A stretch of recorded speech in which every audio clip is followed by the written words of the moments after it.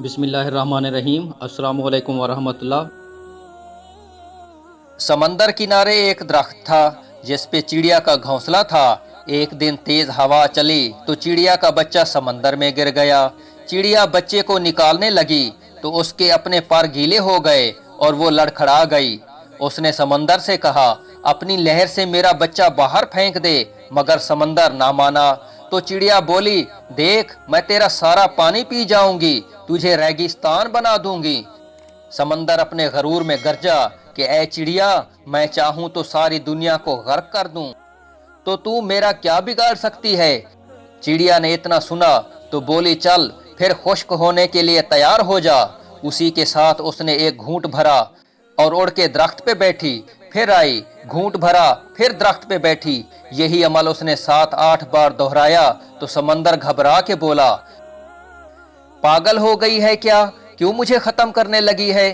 مگر چڑیا اپنی دھن میں یہ عمل دہراتی رہی۔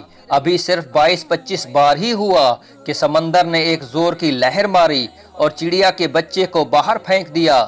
درخت جو کافی دیر سے یہ سب دیکھ رہا تھا سمندر سے بولا اے طاقت کے بادشاہ، تو جو ساری دنیا کو پل بھر میں غرق کر سکتا ہے، وہ اس کمزور سی چڑیا سے ڈر گیا، یہ سمجھ نہیں آئی۔ سمندر بولا تو کیا سمجھا؟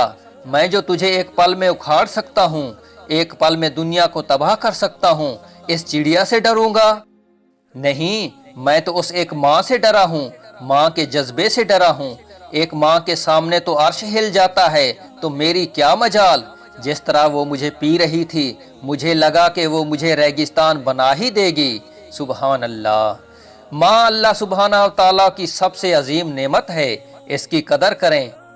اے اللہ سبحانہ تعالیٰ، ہم سب کے والدین پر رحم فرما اور ان کی زندگیوں میں برکت عطا فرما اور ان کو صحت کاملہ عاجلہ عطا فرما اور ہمیں ان کا فرما بردار بنا اور ان کا سایہ ہمارے سروں پر قائم رکھ، اور جن کے والدین اس دنیا میں نہیں رہے یا اللہ ان سب کو جنت الفردوس میں اعلیٰ ترین مقام عطا فرما۔ آمین ثم آمین۔